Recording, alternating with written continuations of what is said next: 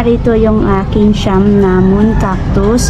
Siyam din yung pot na ito. Ayan po, pare-pareho po sila. Old pot ko na po yan sa wakas at magagamit ko na sila. Pare-pareho din po yung shape niyan.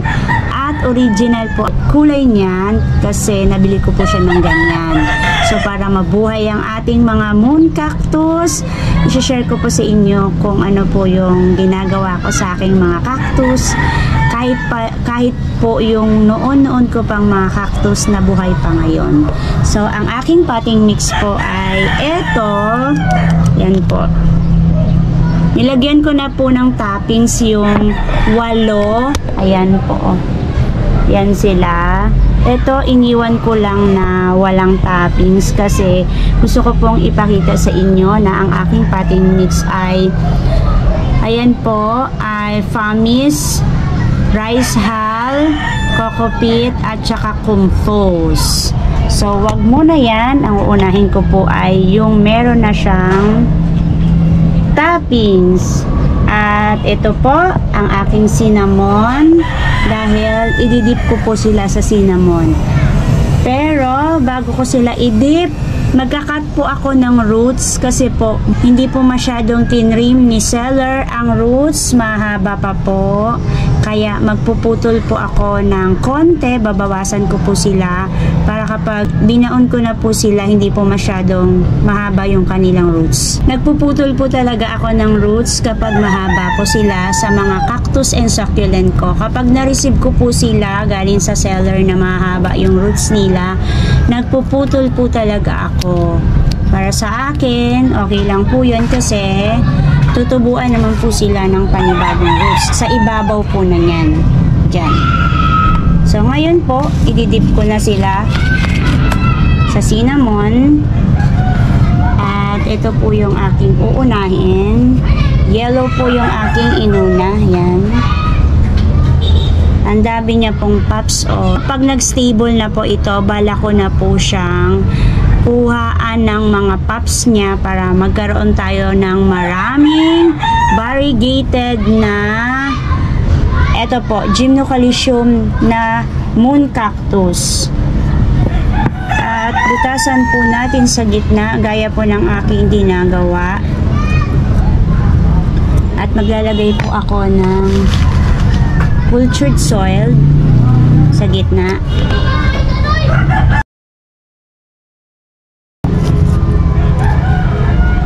Tataas ko lang kasi hindi po masyadong kita ang ating moon cactus. Ayan.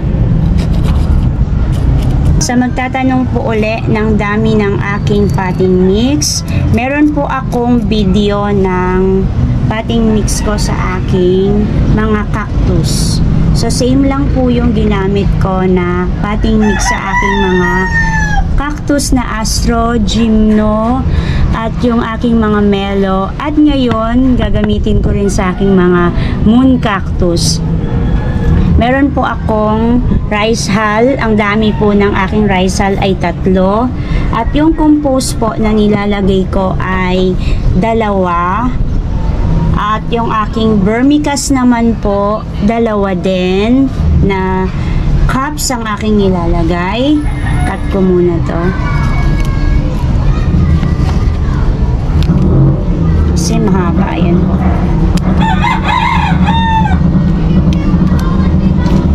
At i-dip natin. At naglalagay din po ako ng coco peat. Yung coco peat po ay 1 cup lang po yung nilalagay ko. At yung aking Famis, 1 cup din po.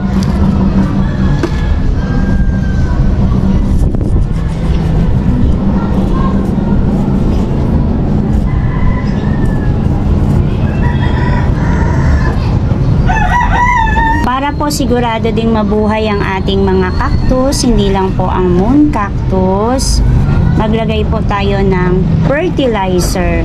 Pagkatapos po nito, lalagyan ko po siya ng fertilizer. So next ay red tayo. Iyan, kuha tayo ng red at ang haba-haba sobra ng roots ng color red natin. Putol tayo. at i-dip natin sa cinnamon. Pagkatapos po nito, ang watering po natin ay medyo matagal. Magwa-water po ako siguro ng aking moon cactus dahil hindi ko naman po siya ilalagay agad sa arawan. Dito lang po sa shaded area ko. Siguro mga 2 weeks ko po siya bago didiligan. Para po siguradong buhay. Kasi po, baka magdilig agad tayo ng ilang araw pa lang o weeks pa lang. Baka po sila ay ma-stem rot dahil hindi po natin alam kung gaano po kabilis magkaroon ng ugat ang mga dragon fruit na yan. Kaya para po mas safe, medyo matagal po ako magdilig ng aking mga moon cactus na ililipat ngayon. Even po yung mga cactus ko, matagal po ako magdilig. Kasi po, hindi naman po sila madi-dehydrate dahil hindi ko naman po sila ilalagay sa initan. Yung direct sunlight.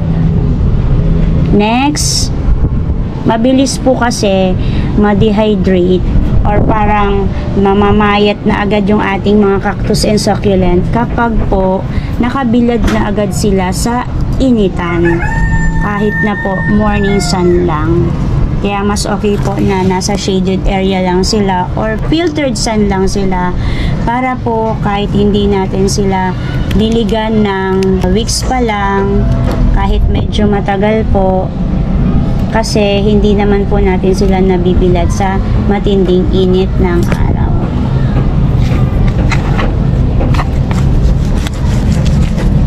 Next po tayo. Ito po ay color red. Ayan. Ito po yung pangalawang red ko. At ang sunlight po ng mga bagong ripat na mga cactus or mga moon cactus, hindi po sila pinapaarawan agad dahil meron naman po akong area na shaded po. Kung wala naman po kayong area na shaded at morning sun lang po, hanap tayo ng spot na alam natin na hindi po sila sobrang masisikatan ng matinding sikat ng araw. Observe ko lang, hindi naman po talaga kailangan agad sila paarawan. Kasi nga po wala pa po silang new roots. Mayroon nga pong mga lantito at lantita na pagkatapos nilang ma-receive ang kanilang mga cactus and succulent, hindi po talaga agad nila nililipat. Hinahayaan lang po nila dyan sa area na malilim or yung hindi po sila naaarawan. Kaya okay lang po na hindi sila muna i-direct sunlight. So orange na ako. Madami rin siyang pop sa mga susunod na araw. Tatanggalan ko na to ng mga pops niya na yan. Ang ganda po ng niya, ribs niya. Perfect kasi halos lahat po merong offset. Pangalawang orange naman po. Meron akong dragon fruit. Ito. Pinapadami ko pa lang siya. Bala ko siyang ilagay sa mas malaking pot. Kasi mag-grab tayo kapag nakakuha na tayo ng mga babies nila. Tayo naman, gagawa ko ng sarili kong moon cactus. At sana ito ay maging successful. Next, yan. Medyo madami-dami ang aking i-repot. Kaya medyo bilisan natin.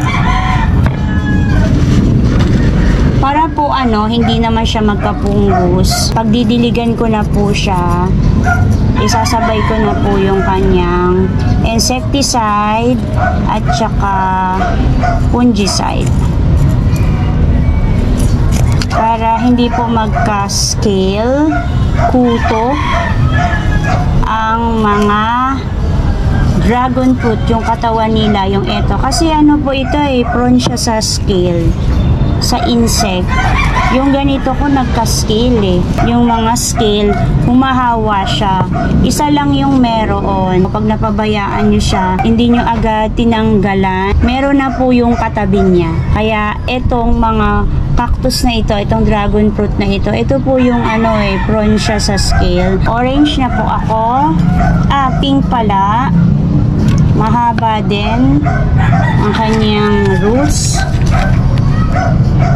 May nakapagsabi sa akin na ang pot daw na maganda sa mga cactus ay plastic pot. Kaya po hindi ako gumagamit ng clay pot kahit meron po akong clay pot sa mga cactus ko po. Gaya ngayon mga bagong ripat ko po na mga gymno ko, astro ko, at saka yung mellow cactus, nilagay ko po talaga sila sa plastic pot. Kasi po, totoo naman na ang mga cactus po ay mabilis po sila sumipsip ng water sa kanilang soil. Kadidilig mo lang po ngayon, bukas dry na agad sila. Hindi kagaya po ng mga succulent na ang tagal. Kahit po root bone sila, matagal po matuyo yung mga soil ng succulent compare po dito sa cactus. Kaya po, mas maganda na hindi po sila naka-clay pot. Itong mga cactus, maganda rin talaga na maghalo tayo ng coco peat kasi po ang coco peat ay nagre-retain po yun, nag-iiwan po yun ng moist sa ating potting mix. Kaya po, okay na maglagay ng coco peat kasi po, matagal po mag-dry yung ating potting mix kapag tayo po ay nagdilig kasi may support ng coco peat. Pero ang coco peat naman po ay hindi siya maganda gamitin sa ating mga succulent. Kaya po, iba po yung potting mix ko sa aking mga succulent kasi sa succulent naman, hindi maganda na nakababad naman siya sa basa na soil dahil may stem rot naman siya. So, wala pong coco peat yung aking mga succulent. So, magkaiba po talaga yung potting mix ko sa cactus ko po at saka po sa succulent. Wala na nga lang akong latest ngayon na video ko sa aking cactus na potting mix. Magto 2 years nang makalipas yung video ko na ginawa na yon. Pero sinasabi ko naman po yon, yung potting mix sa aking mga succulent kapag po ako ay nagre-repat. Last, yung aking free seller. Marami po ngayon ang nagko-collect ng mga cactus kasi po mas madali na po silang alagaan compare sa succulent. Totoo naman po, sa tagal ko po na nag-aalaga ng cactus and succulent, mas maganda po alagaan ang mga cactus kasi po effortless din po sila. Sila po yung pwede mong i-neglect. Basta lang po binigay mo na sa una yung gusto nila. Potting mix, meron silang fertilizer at meron silang mga fungicide at saka insecticide. Tapos ilagay nyo lang po sila sa area na tama, may sunlight at saka maganda po yung ventilation niya.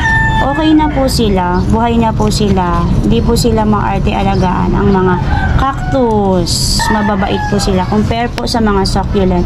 Sasakit po ang ulo ninyo. Kaya ngayon marami pong mga nagsiswitch sa pag-aalaga sa cactus kasi po mas madali po talaga sila alagaan.